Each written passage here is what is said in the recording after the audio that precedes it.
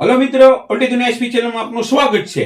મારા મિત્રો, આજે હું તમને જે 7 નંબરમાં વાંધા લઈને ફોર્મ ભર્યા હતા મતદાર યાદીમાંથી નામ કમી કરવા માટે તે વિશે માહિતી આપી। તો હવે તમારે મતદાર યાદીમાં જેના પણ પીડીએફ નાખી હતી તે પીડીએફમાં નામ જો આવ્યો હોય તો ગભરાવાની જરૂર નથી, બીવાની જરૂર નથી, કારણ કે મતદાર અધિકારી દ્વારા આ લોકો ઉપર એક્શન લેતા કોઈ હાજર થયા નહીં। જેને વાંધા કર્યા હતા, જે રાજકીય પાર્ટીના જે ચોક્કસ રાજકીય પાર્ટીના લોકોએ ચોક્કસ કોમના નામ કાઢવા માટે વાંધા અરજી આપી હતી, તે લોકો કેસ થઈ જતા ભારતીય ન્યાય સંહિતાની કલમ મુજબ 31 મુજબ અને 2017 મુજબ ઘણા લોકોએ કેસ કર્યા, ઘણા લોકોએ એ લોકોના આવેદનપત્ર આપ્યા, ચોક્કસ સમાજના લોકોએ રાજકીય પાર્ટીએ આવેદન આપીને જાગૃત થયા। એ જાગૃતિના હિસાબે આ લોકો ગભરાઈ ગયા, ડર લાગી ગયો કે અમે જો જાશું તો અમારા માટે 1 વર્ષની સજાની જોગવાઈ છે ખોટી માહિતી આપવા માટે, તો અમારે માટે સજા લાગુ થઈ જશે।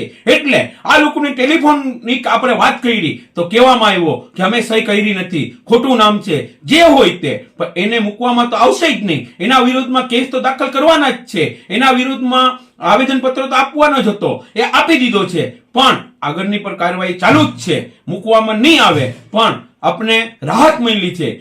ચૂંટણી અધિકારી શ્રીએ બધા બીએલઓને આદેશ આપવામાં આવ્યો છે કે જે તે બુથમાં નામ કમી થયાના ફોર્મ વાંધા અરજી કરી હોય, નંબર 7 ફોર્મ ભરીને નામ કમી કરવાની વાંધા કરી હોય તે 2 પંચ રાખી અને અરજી દફતરે કરવામાં આવશે।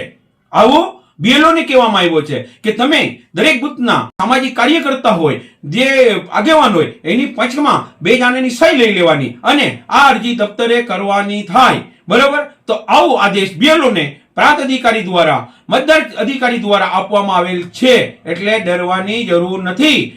ધન્ય છે એ લોકોને કે જો ચોક્કસ સમાજના નામ નીકાળવા માટે જે લોકોએ 7 નંબરના ફોર્મ ભરીને વાંધા લીધા હતા એના વિરોધમાં આવેદનપત્ર આપ્યો અને એના વિરોધમાં અરજી કરી છે, એના વિરોધમાં એફઆઈઆર ભરાવવા માટે પણ આગળ આવ્યા છે, તો મારે એ લોકોને ધન્ય અને આભાર વ્યક્ત કરવાનો છે, એ લોકોને ધન્યવાદ આપવાનો છે કે ખરેખર તમારા ઉપર અન્યાય થાય તો તમે આગળ આવી જ રીતે આવીને રોડ પર આવીને પણ અન્યાયનો સામનો કરવો પડે ને બંધારણ મુજબ તમારે ખરેખર તમારો હક લેવું પડે।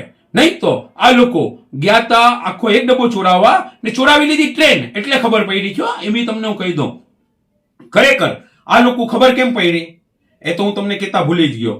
પહેલા આ લોકોનો મિશન એવો હતો કે દરેક ગામની અંદર, દરેક તાલુકામાં લિમિટેડ નામ કાઢી નાખવાના, એટલે કોના? ચોક્કસ સમાજના। ચોક્કસ સમાજ કઈ તમને ખબર જ છે, બરોબર? એ પણ ચોક્કસ પાર્ટી દ્વારા। પણ થયું એવું કે એ લોકો કરવાના એમ હતા કે દરેક બુથમાંથી લિમિટેડ એટલે 150-200 નામ કાઢવાના હતા, પણ આ લોકોએ તો સરેરાશ અરજીઓ આપીને 500-550 કાઢી દેવાની અરજીઓ આપી દીધી, બરોબર? એટલે ભાંડો ફૂટી ગયો। ભાંડો ફૂટવાનું કારણ જાગૃતિ, ચોક્કસ સમાજના લોકો જાગૃત થતા આ ભાંડો ફૂટ્યો છે। અગર ભાંડો ન ફૂટે તો મિલી ભગતથી નામ કમી થઈ જાત, પણ સારું થયું ને અધિકારીઓ બી સારો સપોર્ટ આપ્યો, બીએલઓ સારો સપોર્ટ આપ્યો। બીએલઓ તો સહી જ નથી કરી ને બીએલઓ તો ખાસ કરીને બિચારા કચવાટ અનુભવે છે કે ખરેખર આ ખોટું છે, આ ખોટું છે, બંધારણની ધારા મુજબ આ ખોટું છે। પણ શું થાય, આ લોકો સામે ઓપન થઈ ગયા। તો મારા મિત્રો, હું તમને એ પણ બતાવીશ આગળ વિડીયોમાં કે કોને કોને નામ કરવાની અરજી આપી છે, કોને કોને વાંધા અરજી કરી છે, તમારા નામ જોગ આપીશ, પછી એ હોય કે ન હોય, પણ મને જે યાદી આપી છે, મને જે યાદી પાત્ર થઈ છે સોશિયલ મીડિયા દ્વારા, અમારા પાર્ટી દ્વારા, એ યાદીની અંદર જેના તેના નામ છે એ લોકોના હું નામ જાહેર કરીશ કે આ લોકોએ ફલાણા બુથમાં આટલા મત 7 નંબરના ફોર્મ ભરેલ છે, વાંધા લીધેલ છે। તમને પણ ખબર પડે કે આવા આપણી સાથે રહેવા વાળા આવું કામ કેમ કરે, એટલે તમે પણ જાગૃત થશો અને આ લોકોથી સજાગ થઈ આગળની રણનીતિ તમારે શું કરવું શું ન કરવી એ તમારા ઉપર છે, બરોબર છે? બંધારણની અંદર રહીને કાયદાની રીતે, કાયદાકીય રીતે કાયદામાં રહીને કામ કરવાનું છે અને કાયદા પર ભરોસો છે, સંવિધાન પર ભરોસો છે ને ભરોસો રાખવાનો છે। સંવિધાનમાં રહીને આ લોકો ઉપર જે પણ પ્રોસિજર થાય તે કરવાની। થેન્ક યુ, આભાર।